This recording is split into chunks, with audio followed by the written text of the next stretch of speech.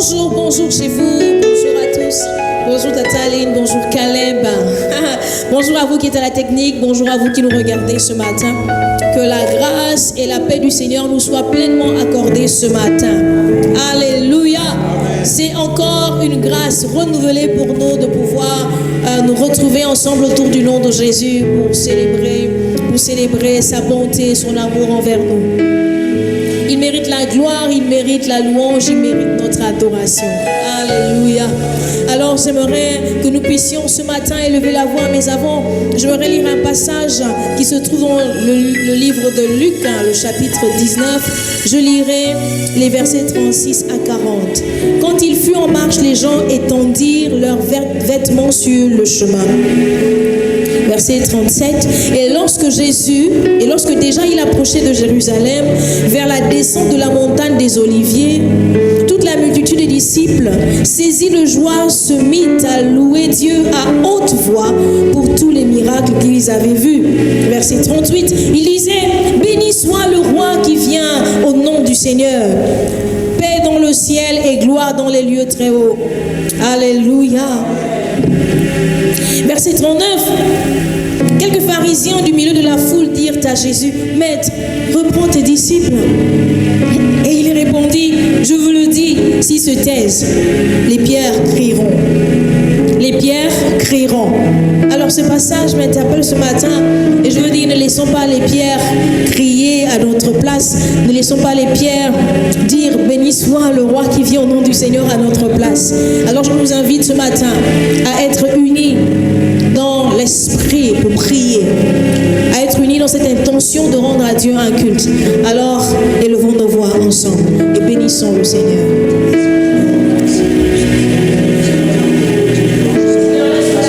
L'honneur te revienne, la majesté est à toi. Laisse que tout ne soit qu'à toi. Ce matin, mes frères, mes sœurs et moi, nous sommes là, nous voulons te louer, nous voulons te bénir. Nous disons, béni soit le roi. Béni soit le roi. Béni soit le roi. Béni soit le roi. Alléluia. Béni soit le roi qui vient au nom du Seigneur. Et nous déclarons que dans nos demeures ce matin, la paix et la gloire de ton nom se manifestent. Nous voulons t'offrir ces moments. Nous voulons t'offrir nos cœurs. Nous voulons t'offrir nos chants. Nous voulons t'offrir nos actions de grâce. C'est toi qui veilles sur chacune de nos vies parce qu'elles ont eu prix à tes yeux. Nous te bénissons ce matin dans le beau nom de Jésus. Alléluia. Nous voulons déclarer ce matin une confession de foi. Nous voulons dire, j'ai décidé de ne plus reculer. Quels que soient les temps et les circonstances, je tiendrai bon parce que je veux louer le Seigneur. Je tiendrai bon parce qu'il a changé ma vie. Je crois que la parole de Dieu est la vérité. Elle dit, ceux qui sont en Christ sont devenus une nouvelle créature. Les choses anciennes sont passées. Voici, toutes choses sont devenues nouvelles. Alléluia. Oui, déclarons ensemble ces paroles ce matin.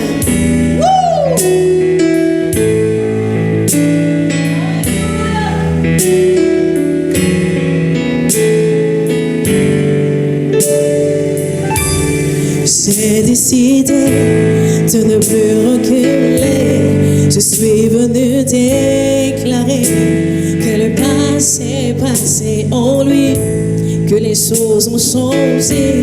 J'ai donné ma vie à Christ. J'ai décidé d'avancer.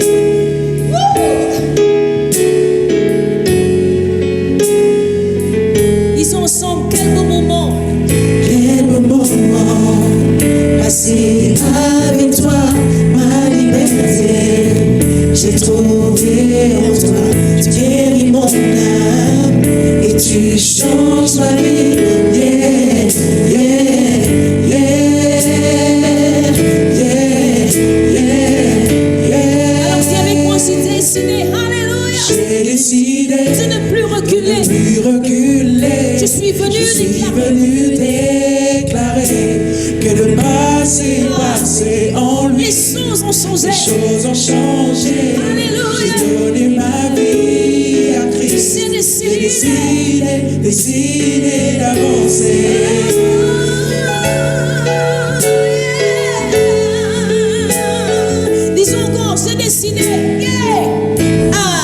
J'ai décidé de ne plus reculer.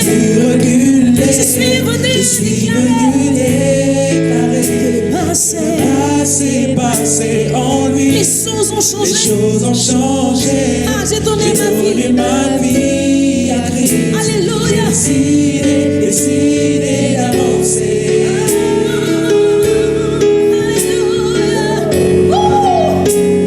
Est-ce qu'on peut dire encore ensemble quel beau moment?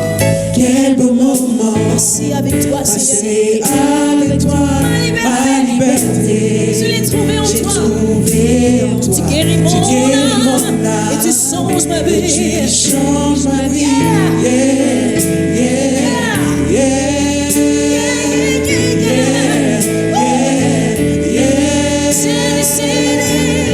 J'ai décidé De ne plus reculer. Je suis venu déclarer que le passé en lui. que les choses ont changé. Changé. J'ai donné ma J'ai vie. donné ma vie à J'ai Christ. décidé Décidé d'avancer.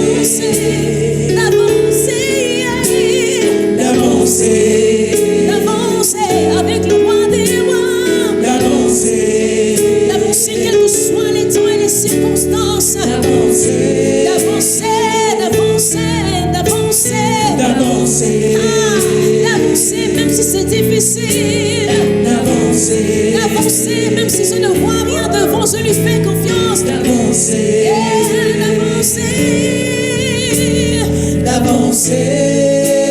Oh, tu changes toutes choses, oui, tu changes toutes choses et avec toi je veux avancer.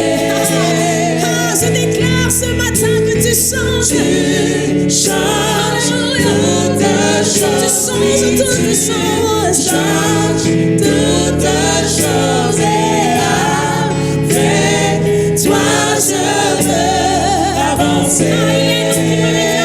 Ce matin, chantons ensemble. Tu changes toutes choses, oui, tu changes toutes choses et avec toi je veux avancer.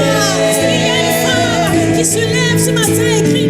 Tu changes toutes choses, oui, tu changes toutes choses et avec toi, ma vie n'est plus la même. Ma vie n'est plus la même. Tu changes toutes choses. C'est la victoire avec toi, Seigneur. Change toutes choses avec toi. Avec toi, je veux avancer. Tu changes toutes choses. Oui, tu changes toutes choses. Avec toi, je veux avancer. Tu changes toutes choses, oui, tu changes toutes choses. Et avec toi, je veux avancer. Tu changes toutes choses, oui, tu changes toutes choses. Si quelqu'un est malade ce matin, il reçoit la guérison dans le nom de Jésus. Ah, Seigneur, tu changes toutes choses. Tu changes toutes choses, oui, tu changes toutes choses. Et reçois la visitation du Seigneur ce matin. Avancez. Une dernière fois, tu changes. Tu changes toutes choses, oui, tu changes toutes choses. Et avec toi, je veux avancer.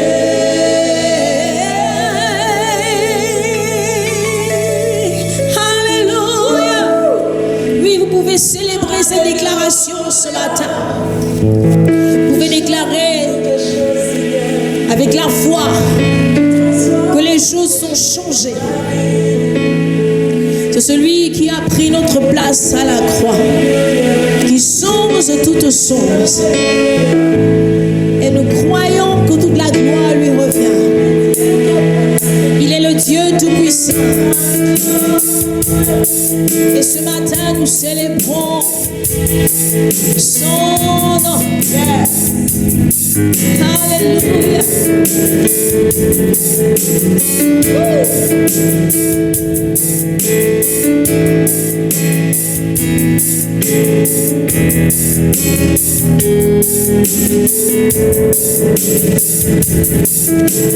Dieu Tout-Puissant, Dieu de gloire, oh, nous t'adorons. Dieu Tout-Puissant, Dieu de gloire, oh, nous t'adorons. On chante avec moi ce matin. Dieu Tout-Puissant, Dieu de gloire, oh, nous t'adorons. C'est un cœur à se taire qui chante tes paroles. Dieu Tout-Puissant, croyons que tu es le Dieu de gloire. Seigneur, nous t'adorons. Oh, nous t'adorons. Déclarons Dieu Tout-Puissant. Dieu Tout-Puissant, Dieu de gloire. Alléluia. Oh, nous t'adorons. Déclarons encore que tu es le Dieu Tout-Puissant. Yeah. Dieu Tout-Puissant, Dieu de gloire. Oh, nous t'adorons. Un peuple libéré crie ce matin Dieu Tout-Puissant. Yeah. Dieu Tout-Puissant, Dieu de gloire. Oh, nous t'adorons.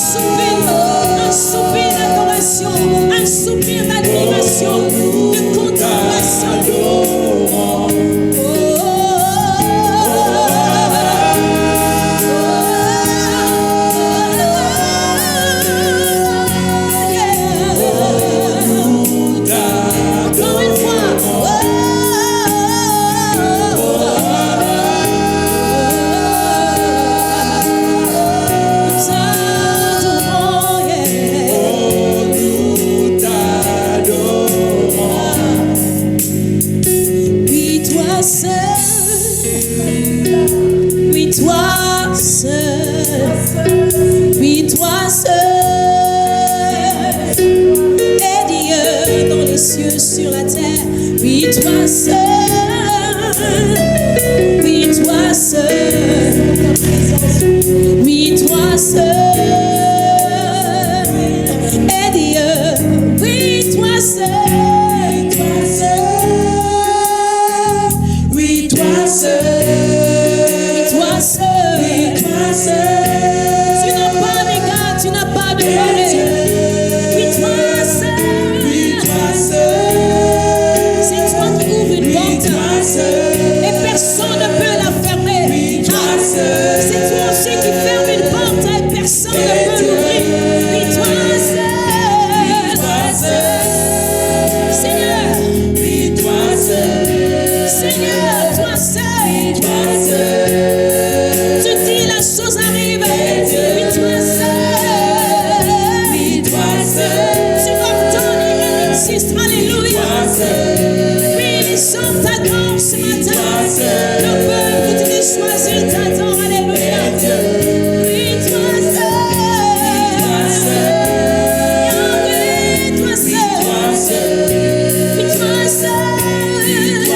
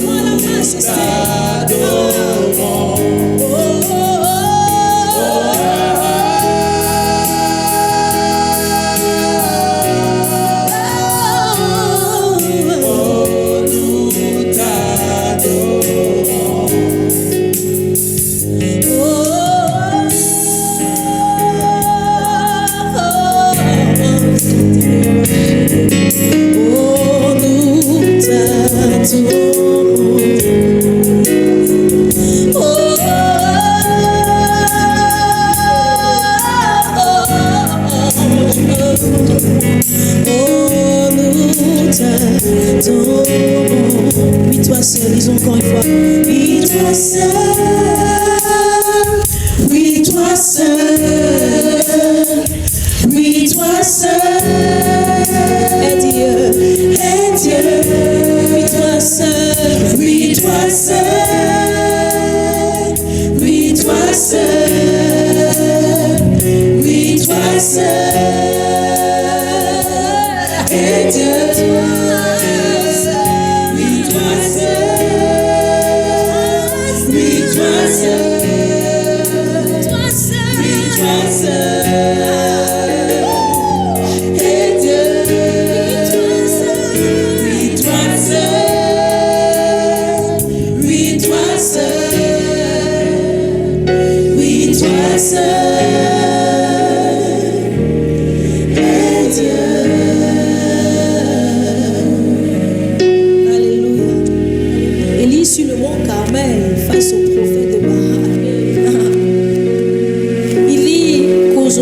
Sache qui est le vrai Dieu. Et tu es celui qui a répondu par le feu, consumant l'offrande, au point de vider l'eau qui était dans les creux autour de l'autel. Les prophètes de Baal ont crié encore et encore. Et il n'y a pas eu de Dieu pour répondre. La Bible déclare qu'avant toi, il n'y a point de Dieu et après toi, il n'y en aura jamais. Toi seul est Dieu. Toi seul est Dieu. Oui, toi seul est Dieu. Oui, toi seul. Oui, toi seul. Oui, toi seul. Alléluia. Les Philistins ont pris l'arche de l'alliance. Ils l'ont fait entrer dans le temple de Dagon. Et le matin, lorsqu'ils sont arrivés, Dagon était franc seul est Dieu. Tu es Dieu. L'Éternel seul est Dieu. Alléluia. Oh, toi seul est Dieu. Et toi seul est Dieu. Disons-le encore ensemble. Oui, toi seul. Alléluia. Oui, toi seul. Oui, toi seul est Dieu. Alléluia. Amen. Nous pouvons acclamer ce Dieu, unique en son genre, qui n'a pas d'égal, qui n'a pas de semblable, qui n'a pas de pareil, dans les cieux, sur la terre et sous la terre. Il est celui que nous pouvons invoquer et qui répondra. Alléluia. Il est celui qui guérit, il est celui qui restaure, il est celui qui délivre. Merci Seigneur pour ta parole de vie ce matin. Alléluia.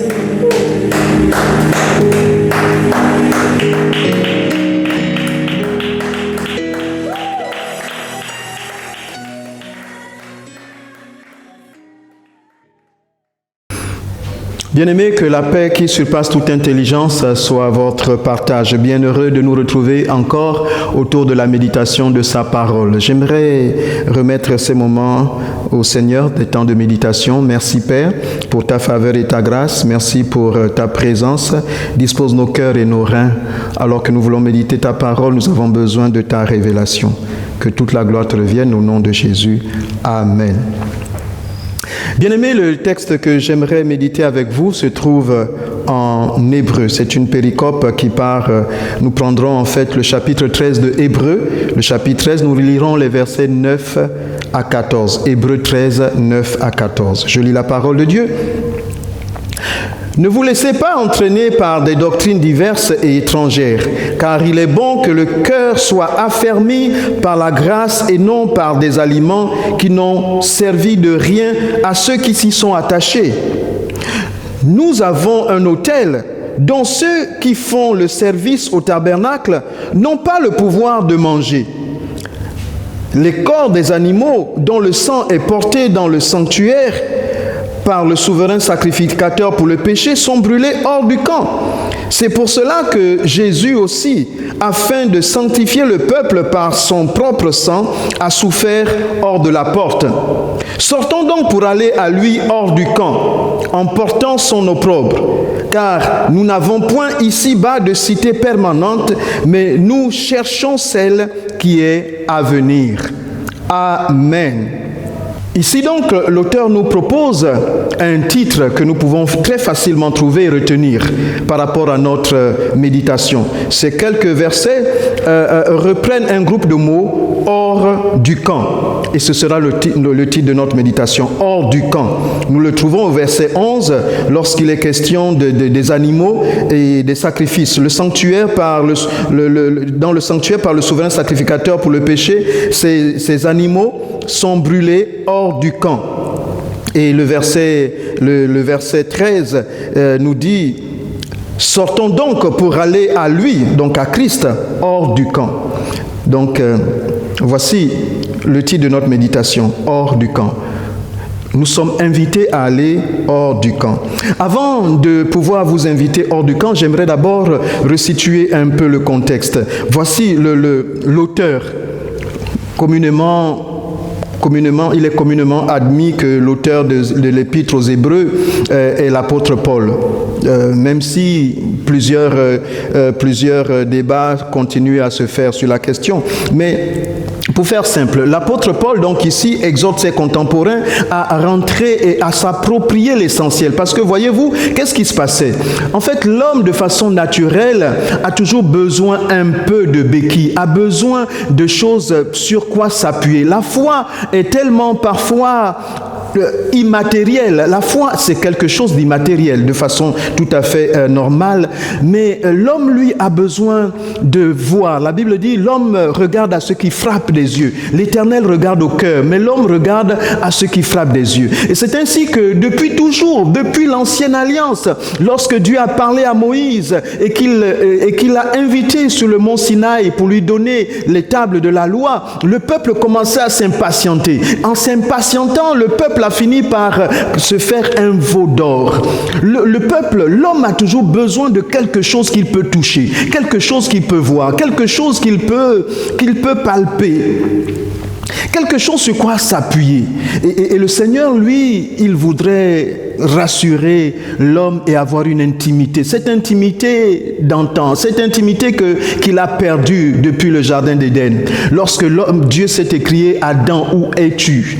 Cette intimité où nous pouvons l'entendre, le sentir, le recevoir, communier avec lui librement. C'est cette intimité que Dieu veut donner à l'homme. Mais l'homme, lui, recherche toujours des béquilles. Au temps de Jésus, lorsque Jésus vient, qu'est-ce qu'il lui a suggéré de faire des miracles parce que, vous voyez, les pharisiens, les scribes, les pharisiens disent à Jésus, qu'est-ce que toi tu fais comme miracle? Parce que nos pères ont mangé de la manne dans le désert.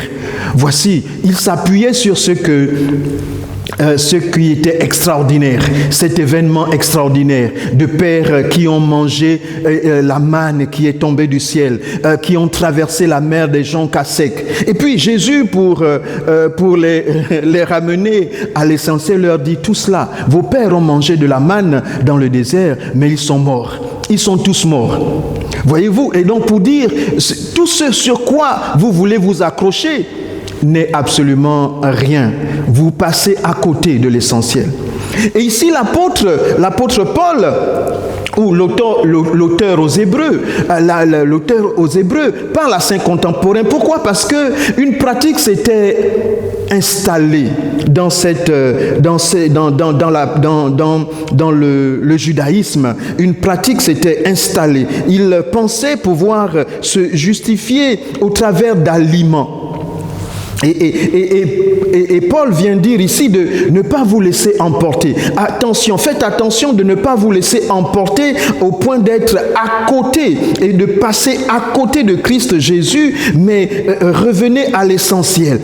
Faites attention de ne pas vous laisser tromper par d'autres doctrines, parce qu'il y avait différents docteurs. Et donc Paul insiste pour que ses contemporains puissent revenir à l'essentiel de l'Écriture. Faites attention, revenez à l'essentiel de l'Écriture. Que dit l'Écriture? L'Écriture c'est l'apôtre Paul encore qui dit en Éphésiens chapitre 4 verset 14, nous devons être édifiés, façonnés nous devons être édifiés jusqu'à ce que nous soyons parvenus à l'unité de la foi. Le verset 13 dit, jusqu'à ce que nous soyons parvenus à l'unité de la foi et de la connaissance du Fils de Dieu, à l'état d'homme fait à la stature parfaite de Christ Jésus. Éphésiens chapitre 4, le verset 14 dit « Afin que nous ne soyons plus des enfants flottants et emportés à tout vent de doctrine par la tromperie des hommes, par leur ruse dans les moyens de séduction. » Voyez, afin que nous ne soyons plus des enfants flottants et emportés à tout vent de doctrine. Voici parce qu'il y avait des vents de doctrine. Il y avait plusieurs doctrines qui pouvaient nous sortir de l'essentiel, qui pouvaient nous sortir de la vérité. Et Paul insiste pour ramener ses contemporains, les croyants, à pouvoir comprendre le fondement de l'évangile. Et faire attention à ces doctrines diverses, ces doctrines étrangères, inspirées par des esprits opposés à celui de l'Évangile. Et donc, c'est pourquoi il leur dit, il leur partage un peu cette exhortation ici, par rapport aux aliments. Il dit, ne vous laissez pas entraîner par des doctrines diverses et étrangères, car il est bon que le cœur soit affermi par la grâce et non par des aliments. Autrement dit, les contemporains, en fait les Juifs, avaient associé, alors dans le principe du sacrifice, alors que des animaux étaient sacrifiés dans l'Ancien Testament, c'est ce qui avait été institué comme une loi perpétuelle. On pouvait présenter le prêtre, le souverain sacrificateur, présentait des holocaustes dans le lieu saint. Il prenait de ce sang pour ensuite en faire l'expiation des péchés. Et puis, mais dans l'Ancien Testament, l'animal était ensuite emmené jusqu'à jusque dans le désert. J'aimerais lire avec vous Lévitique. Lisons Lévitique. Lévitique au chapitre 16. Lévitique chapitre 16, verset 27. Lévitique chapitre 16, verset 27 dit ceci. On emportera à l'extérieur du camp, hors du camp. On emportera à l'extérieur du camp le taureau expiatoire et le bouc expiatoire dont on a porté le sang dans le sanctuaire pour faire l'expiation. Et l'on brûlera au feu leur peau, leur viande et leur excrément. Juste le verset 27. Donc, juste pour dire, et c'est pourquoi l'apôtre Paul, ici, donc l'auteur aux Hébreux, vient leur dire, attention, nous n'avons pas à manger des animaux qui ont été offerts en sacrifice parce que la clé n'est pas dans l'animal. Qu'est-ce qui se passait? En fait, dans l'Ancien Testament, l'animal était jeté dans le désert. Mais dans la pratique ensuite, puisque maintenant la ville s'est développée, on ne peut plus avoir le désert toujours à portée de main, et bien la pratique religieuse a fini par faire entrer les pratiques païennes dans le judaïsme. Et parce que les païens, eux, s'appuyaient sur justement des viandes sacrifiées aux idoles.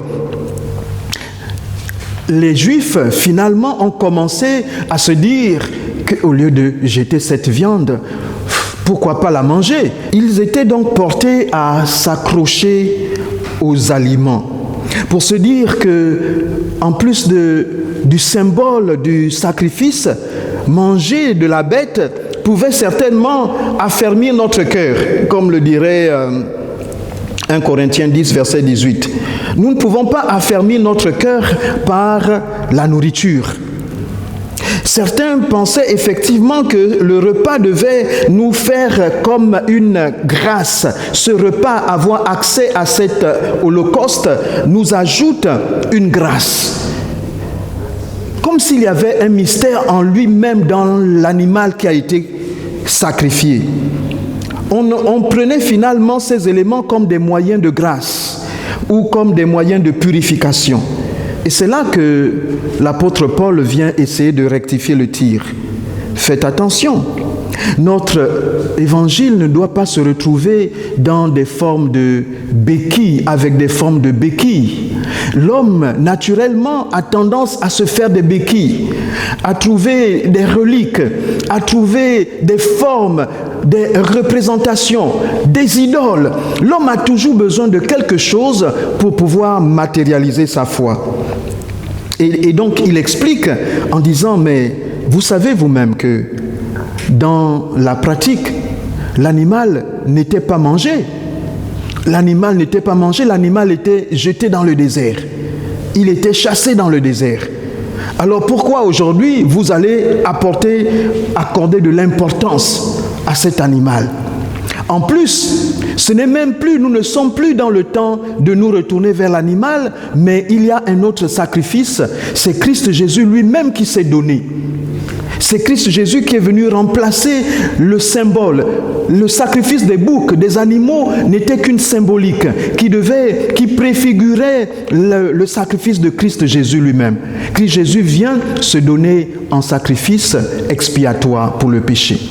Et Paul va plus loin, il explique encore en disant, mais regardez vous-même, non seulement les animaux qui étaient sacrifiés étaient jetés dans le désert, mais Jésus lui-même a été sacrifié hors du camp. C'est extraordinaire, hors du camp. Le verset 11 il dit, les corps des animaux dont le sang est porté dans le sanctuaire. Oui, on prenait juste le sang pour le ramener dans le sanctuaire, pour faire le rituel de l'expiation par le souverain sacrificateur pour le péché. Mais ces animaux-là étaient donc brûlés hors du camp, nous dit le verset 11. Et verset 12, c'est pour cela que Jésus aussi, verset 12, c'est pour cela que Jésus aussi, afin de sanctifier le peuple par son propre sang, a souffert hors de la porte. Hors de la porte. Verset 13, sortons donc pour aller à lui hors du camp. Waouh! En portant son opprobre. Donc ici, pour dire ce qui est important, d'abord, premièrement, le sacrifice des animaux est passé, Jésus s'est substitué aux animaux. Et plus, Jésus, quand il s'est substitué aux animaux et qu'il a versé son sang, la Bible nous dit qu'il a versé son sang hors du camp. C'est sur la croix du calvaire, que Christ Jésus a remporté le prix pour nous. Hors de la porte en sous-entendant Jérusalem, hors de la porte de Jérusalem, hors du temple. Jésus n'a pas fait son sacrifice dans le temple, ce qui porte une autre dimension de la portée de ce symbole, de cette action. Le sacrifice de Christ Jésus se fait hors du camp, hors de la porte, hors de la porte. C'est extraordinaire. Donc, ici, Paul vient donc préciser que pour affermir nos cœurs, nous n'avons pas besoin d'aliments. Nous n'avons pas besoin, pour trouver justice, nous n'avons pas besoin d'aliments. C'est pourquoi Jésus pouvait dire, vos pères ont mangé de la manne dans le désert. Cette manne-là ne leur a rien apporté. Mais moi, je vous donne le vrai pain venu du ciel. Je vous donne le vrai pain. Et celui qui mange de ma chair, prend de mon sang, n'aura plus jamais faim, n'aura plus jamais soif. Waouh! Voici, la parole de Dieu nous invite ici à avoir une autre attitude, en fait. Une autre attitude par rapport à tout ce sur quoi nous voulons nous appuyer pour donner un poids, pour donner une forme à notre foi, pour donner une réalité à notre foi. En fait, il n'y a rien.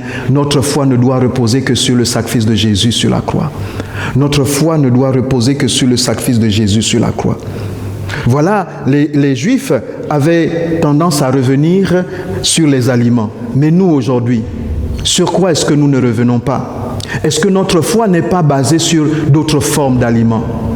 Est-ce que notre foi ne s'appuie pas sur d'autres formes qui seraient aussi des béquilles, des éléments qui veulent matérialiser, qui veulent symboliser de façon plus palpable, nous rassurer? Lorsque certains prennent le baptême, ils présentent le baptême comme un moyen de grâce par lequel nous sommes véritablement sauvés. Le baptême n'est qu'un symbole. Le baptême ne sauve pas. C'est pourquoi certains, à cause des sacrements, pensent que je dois faire tel sacrement pour obtenir telle grâce, pour obtenir telle justice, telle faveur.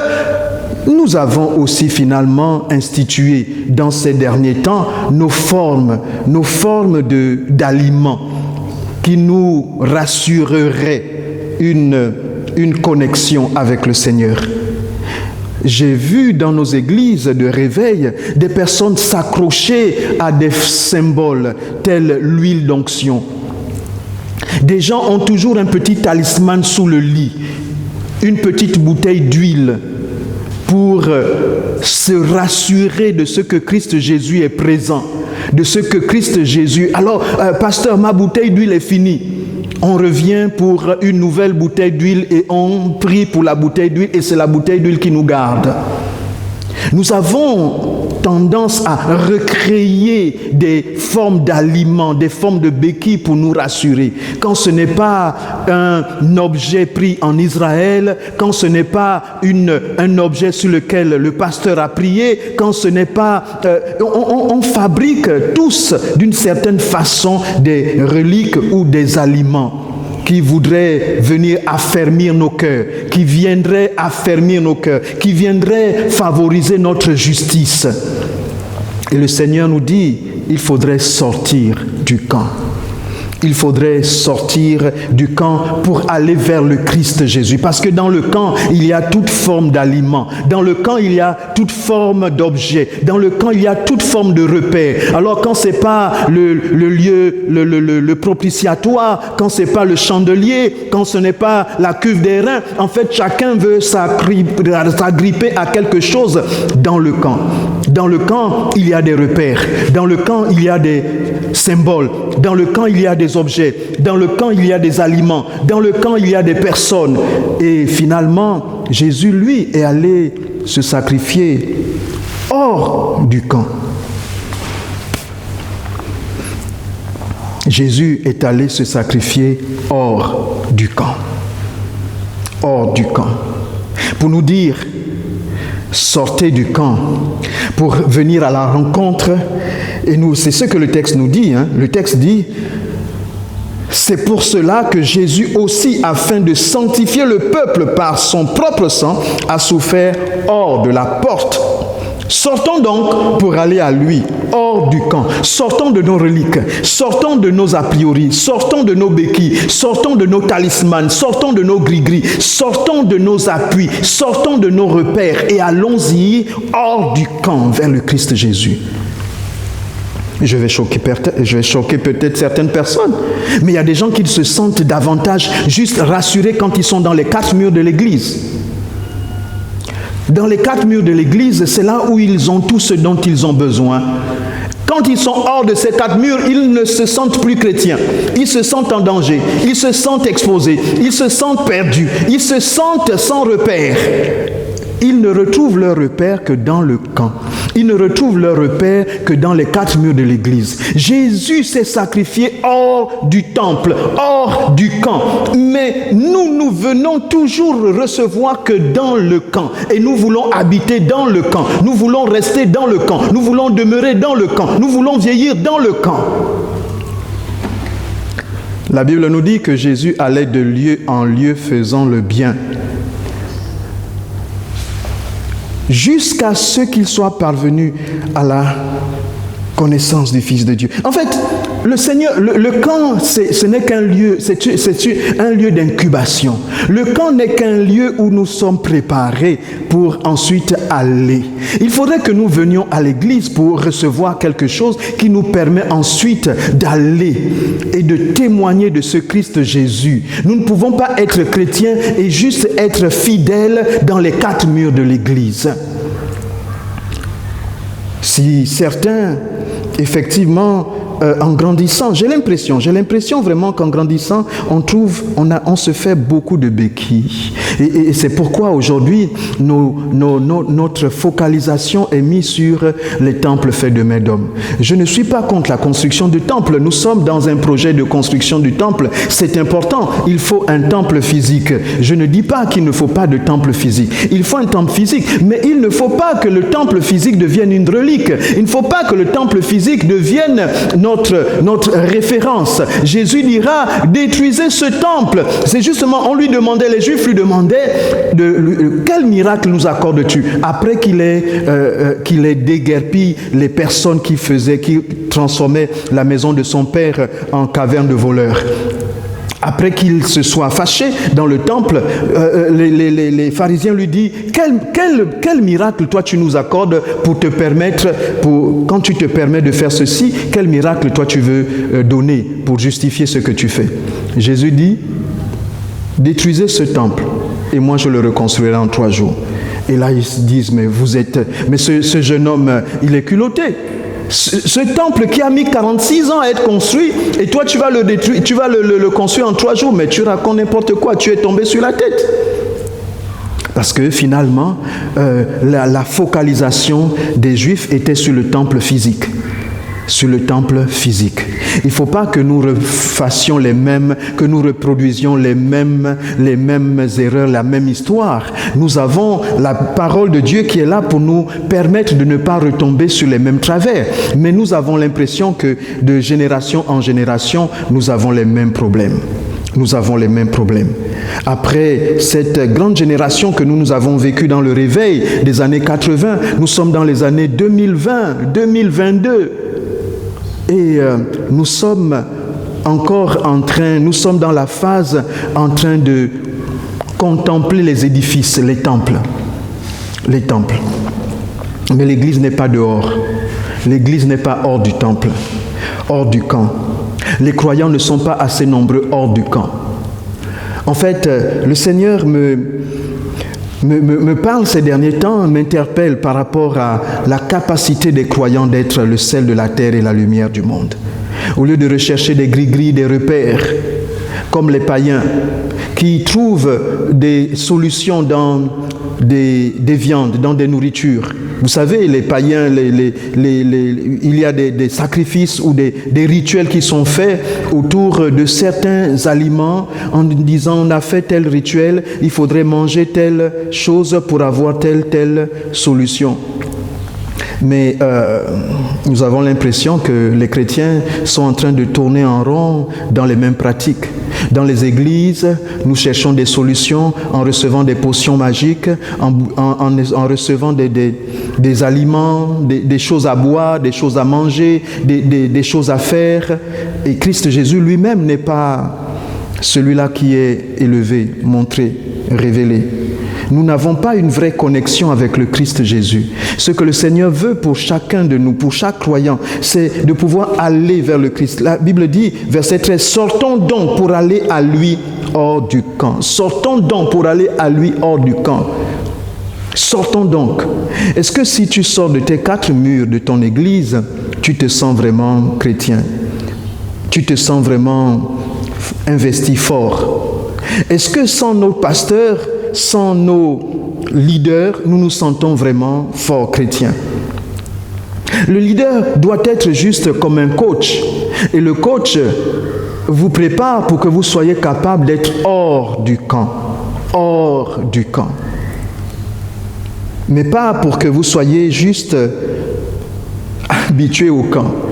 Il faudrait que nous puissions sortir, il y a des besoins. Il y a des besoins. Jésus ne faisait... regardez, si nous comptons le nombre de guérisons, le nombre de miracles que Jésus a fait dans le temple, et nous le mettons à côté des miracles que Jésus a fait hors du temple, hors du camp, il n'y a pas match. C'est bien évident. Jésus a fait quasiment presque rien comme miracle dans le temple. Il était toujours hors du camp. Donc quand nous sommes dans l'église, c'est pour être capable de pouvoir être des producteurs de preuves hors du temple.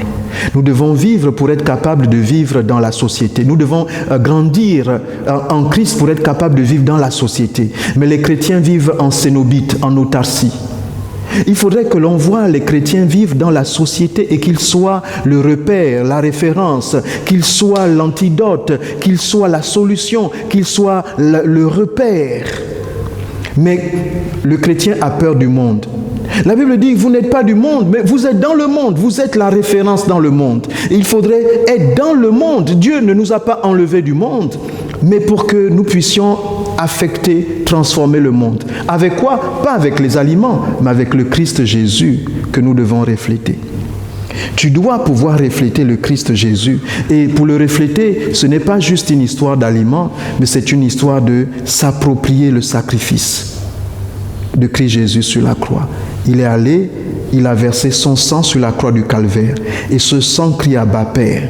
La capacité que nous aurons, que nous avons de pouvoir nous approprier le sacrifice de Christ Jésus, c'est là où est le miracle. S'approprier le sacrifice de Christ Jésus, c'est là où est la clé. Oui, c'est là où est la clé.